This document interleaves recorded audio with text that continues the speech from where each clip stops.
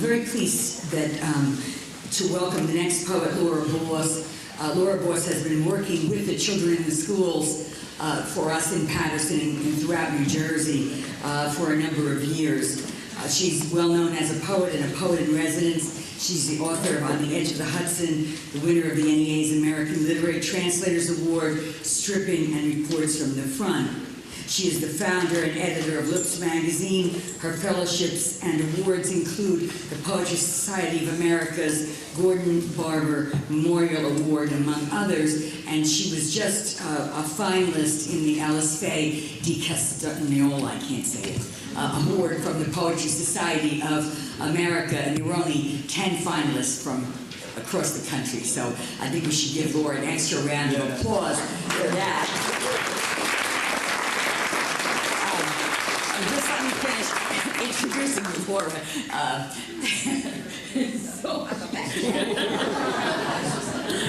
I'm anxious.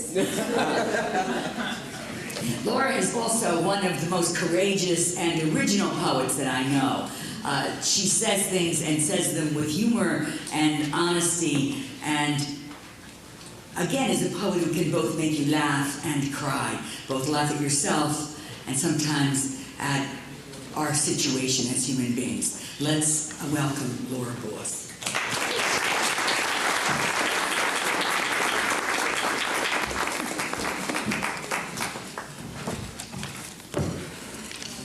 I'd like to dedicate this reading to the 600 students I saw this week in Paterson and those I didn't see, to keep the spirit of Ginsberg and Williams alive in Paterson.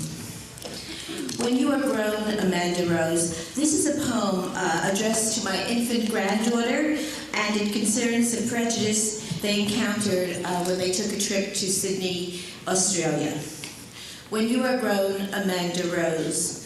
When you are grown, Amanda Rose, and fill out NEA forms, if there is still an NEA in the year 2024, you will check minority infant granddaughter and check the box Hispanic in that column of minorities.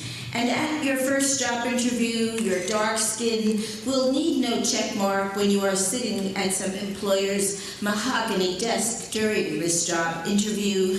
And perhaps by then, your father, my son, will have told you how, on his first trip with your mother, a business trip to Australia, how your mother was not allowed to enter a restaurant in Sydney when they stood at the entrance of the gold damask-draped room because of the color of her skin, and how this also happened at the next restaurant they tried, and the one after that.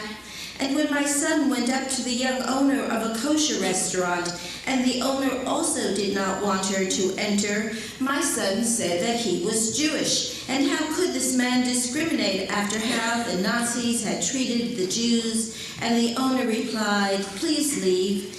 And by then, my future daughter-in-law, your mother, was crying, and my son was both raging as a man and falling in love with your mother, though who was to know that such discrimination would spark the romance that would produce you, beautiful Amanda Rose?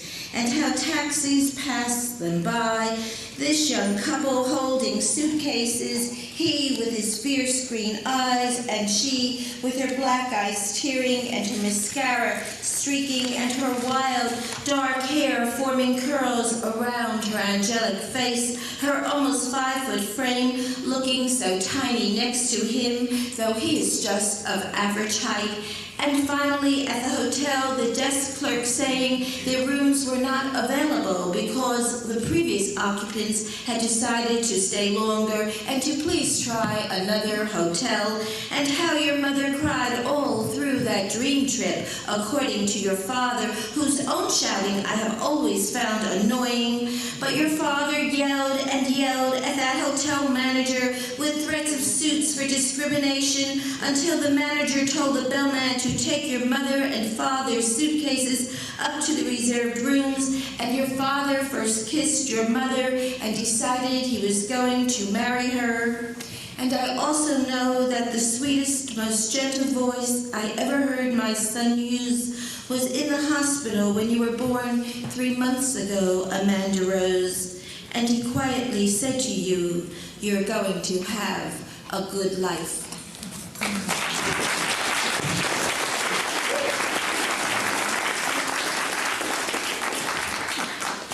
This next poem is a poem, a recent poem. It's not even typed up yet, and I read it once, not so very long ago at all, when the Geraldine R. Dodge Foundation sponsored a poetry reading with the poet laureate at Delaware Valley Regional High School. I wish I had a better handwriting. I wanted to go to Princeton. I wanted to go to Princeton, but I wasn't smart enough. And anyway, they didn't take girls in those days. I wanted to go to Princeton, but I didn't. And anyway, it was my brother's job to go to a good school, or at least get a scholarship to a decent school, even if it were not Princeton. And it was my job, if I couldn't go to Princeton, to at least marry a guy who had gone to Princeton. So when I was at a female school, Douglas, 20 minutes from Princeton, I dated Princeton guys, not Rutgers guys, whenever I could, though I had to take a less attractive-looking Princeton guy than I would have if I had been dating a Rutgers guy. And the Princeton guy traded up in looks if he took out a Douglas girl rather than a Radcliffe or Vassar girl. And I could have married one guy from Princeton. His name was Freddie, and he was serious and thin, and wrote me stacks of letters on stationery with a Princeton logo. And when his Princeton envelopes arrived, I realized I liked the letters and stationery more than I liked him. And another guy I dated from Princeton, nicknamed Gish, was president of his eating house, the only Jewish eating house. He would travel on the train sometimes to see me at Douglas, and once I stayed over at the eating club while he was president, while he, as president, sat downstairs all night, making sure no guys got upstairs. And I liked him, but I liked him apparently more than that blonde Princeton guy liked me. And so my brother did what he was supposed to do, earned his full scholarship to Rutgers, became a Henry Rutgers scholar along with his classmate Robert Pinsky, who was good in English, according to my brother. And my brother went on to Yale Law School on a scholarship like he was supposed to do, and I married the son of one of the wealthiest Jewish men in the state, something I was supposed to do, though to my disappointment, my husband had not gone to Princeton or Harvard or even Yale, but NYU Business School. But he was smart and nice looking, and it was what I was supposed to do.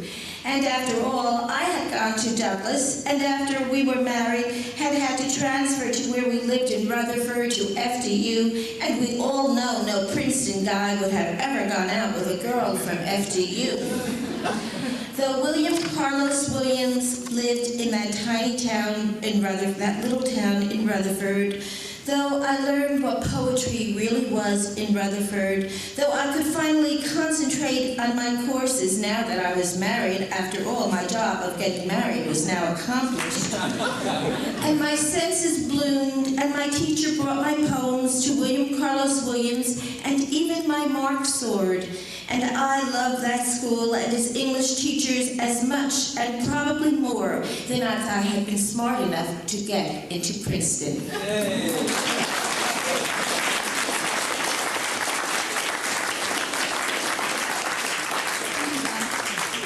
This is the first poem from my very first book. It's so old it can't be found. This one. I am my father's daughter.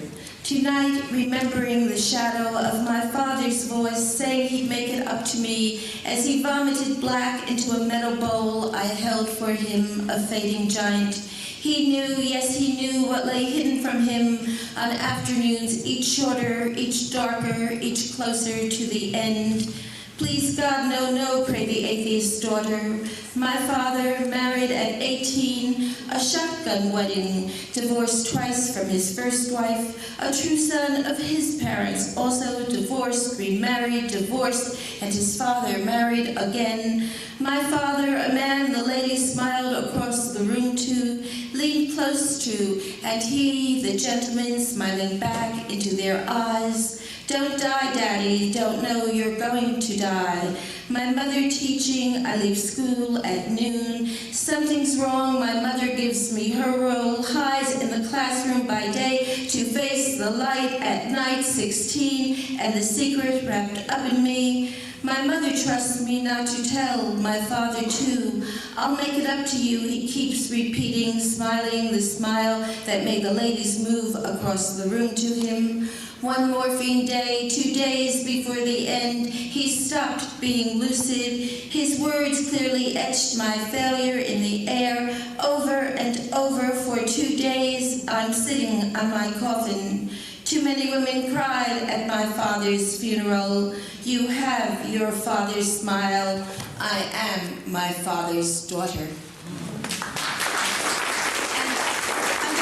I'm going to finish with a newer poem, Matching Urns.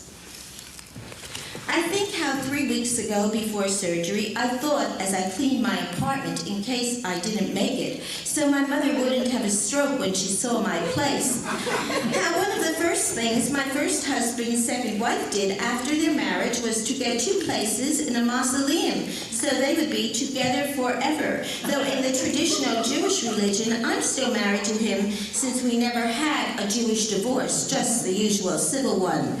And I think how I don't have a place to be buried, no plot way out in Long Island by my grandparents, no plot nearer in Queens where my father and his parents and his sisters are buried with only room left for my mother. What a pain for my kids at the time of grieving to have to find some plot of dirt to dig me into.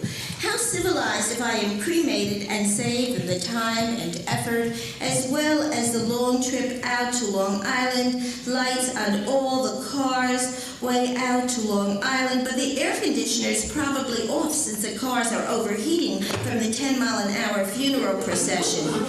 No, perhaps a plot closer to their apartments, but then so costly for them. Yes, better and cheaper to be burnt up, and my ashes given to them in a tasteful urn, in brown clay, or perhaps pink enamel with little rosebuds, with daisies if they want to spring for it, to be placed on a mantle. But whose mantle? Will my 2 sons fight over who will get my ashes? Will the fight be over who has to keep this depressing urn on their mantle? Neither has a mantle. And how will their wives feel to have their mother-in-law forever parked in their living room, seeing the dust or unvacuumed floors, a constant recrimination to them that she was never a housekeeper? And perhaps my lover of 10 years will want the urn. After all, he is such a collector of cardboard boxes that his VCR or an electric fan came in.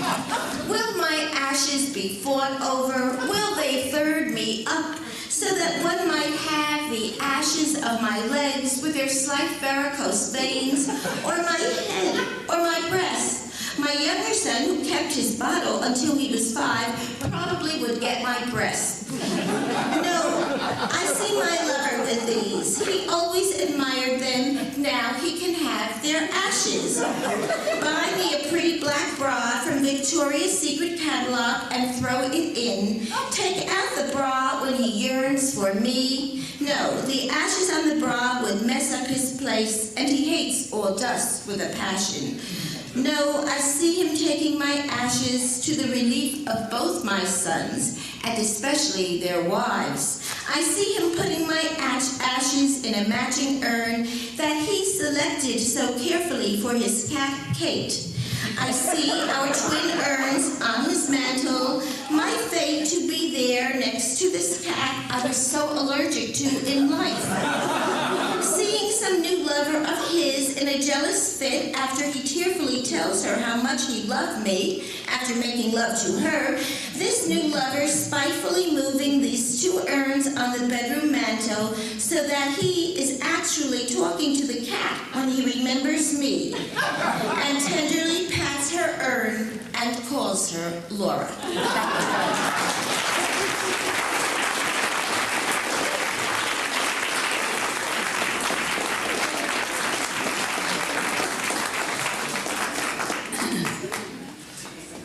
Our next poet is Ethelbert Miller, and Ethelbert is the director of the African American Resource Center at Howard University and the author of many books of poetry. His latest anthology, In Search of Color Everywhere, was awarded the 1994 Penn Oakland Josephine Miles Award. His work is included in many anthologies and often heard on the radio. September 28, 1979 was proclaimed E. Ethelbert Miller Day in Washington, D.C. to honor his many contributions to the city, its art, and its literature. And since 1979, Ethelbert has continued to work with great dedication to promote poetry, to encourage the reading and reading and listening to poetry, and has also continued to write his own poems, which increasingly seem to me to give voice to much that is important to say about American life and about people in American life. He has a whole series of characters in some of his poems that seem to me to really people the stage when he reads. Let's welcome E. Ethelbert Miller.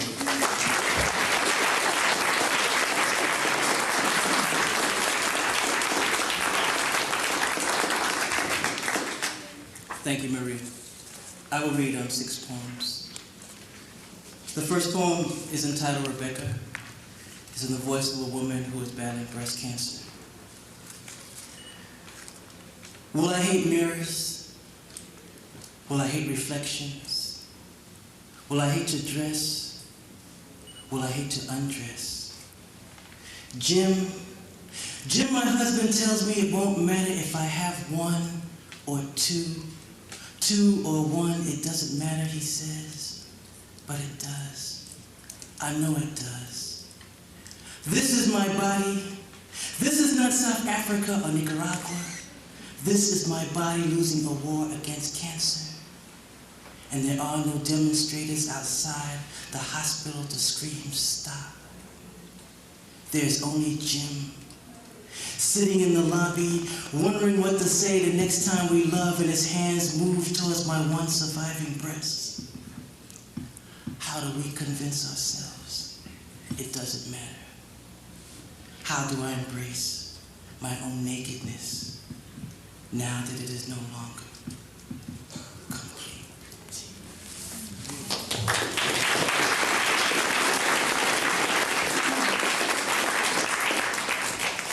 Several years ago, I heard this story on the radio about a couple who decided to commit suicide so that they could be with the Lord, and left their child by the side of the road. Angela. I was too young to do the Lord's work, so they left me by the side of the road and went walking off into the sunset. The shade of the car and the heat from my own breath stuck on my tongue like the words from the good book. They had a calling. First my mama, then my daddy. Someone called out their names, telling them there were things to be done, and this was a time for miracles to be believed. My daddy took the rifle from the basement, and I watched him bless it at the dinner table, telling my mom this should be the two that they should give thanks for. I was 5 years old and could not reach the butter or the bread, and my mama asked my daddy if this was the right thing to do. I still remember the look he gave her. And Jeff down the road, he gets the look every time he sees a stray dog. So I know it's best for my mom to say amen if she don't want an argument, and to simply trust in the Lord. And in my daddy's house, the Lord wears blue underwear and watches TV. And I asked my mom to pass the bread, and Daddy, he put the gun down on the chair next to me like it was my brother or sister, and it sat next to me while I ate. And all the time I kept asking myself, why and when? We're going to go on a trip to the mountains and give ourselves to the Lord, my daddy finally said. He belched it out like he finished his food, but his plate still had meat and gravy on it. We're going to go to the mountains and give ourselves to the Lord this evening. The world don't need us here no more. He asked my mama to fetch the Bibles, and I said I help since we have Bibles everywhere. Where other folks have clothes and furniture, we have Bibles, hundreds of them. And my mama always tells me to trust in a good book, and I wonder which one. But this evening it don't matter because I'm scared, and I don't know what I believe. And when my daddy says he's ready to kill himself, let's go, I fall down on my knees and start crying.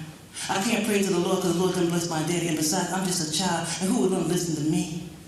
And that's when my daddy said to my mama, maybe she ain't ready to do the Lord's work. What you think? And my mama looked at me like she was standing over me in the bathtub, suddenly me close, looking for some spot of dirt that I missed. And she paused and said softly, maybe she ain't ready. No, I don't think she's ready yet. Which is why they left me here by the side of the road, by the car with a box of Bibles, and I watched my daddy lead my mama towards the mountain, one hand on her shoulder and the other on his gun. And I don't know how far they got before they disappeared, because I was crying like a lost sheep or maybe a stray dog, one that Jeff could find. I prayed to Jeff to find me because I believed the Lord already knew where I was.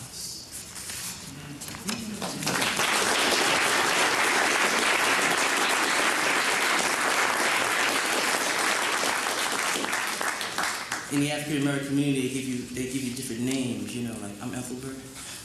And this next poem is a young boy whose name is Mississippi. His name's a little different from mine. His mother's just passed away. Death surrounds itself with a living. I watch him take the body from the house. I'm a young kid, maybe 5 years old. The whole thing makes no sense to me. And my father said, Lord Jesus, what you gonna do this for? Watch him walk out the back door of the house. I watch him run out in the garden, kick the dirt, stare at the flowers, shake his head, shake his head, shake his head all night long. Yazoo, Jackson, Vicksburg. We must have family in almost every city. I spent more time traveling than growing up. Guess that's why I'm still shorter than my old man. He don't like to stay in one place much. He tell me, as soon as people get to know your last name, it seems like they want to call you by your first. Boy, if someone asks you your name, tell them to call you Mississippi. Not Sippy or Sip, but Mississippi. Now, how many colored folks in New Jersey you know named Mississippi? None. Now, you can find a whole lot of folks whose name is Canada, just like you can find 53 people in any phone book whose name is Booker T. Washington. Your mother, she was a smart woman. Gave you a good name, not one of them abolitionist names. What you look like with a name like John Brown? Or William Lloyd Garrison? That don't have no place. Your mother, she named you after the river because of its beauty and mystery. Just like my mother named you Nevada because she didn't know where it was.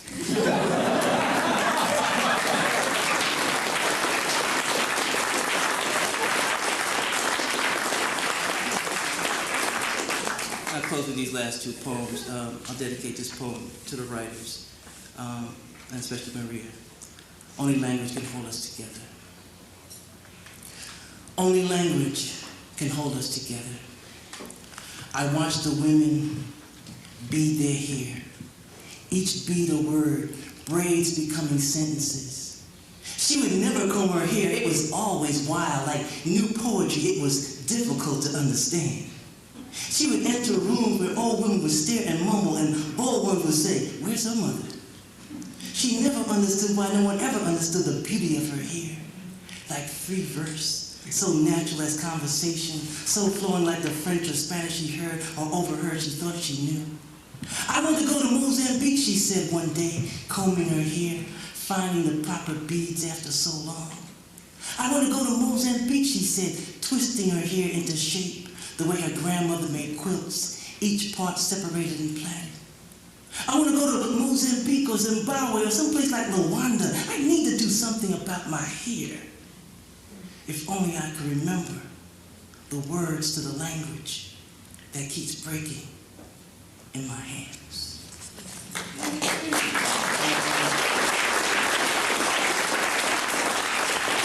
This last poem, it's National Poetry Month, and this last poem is being placed in the Metro in Washington.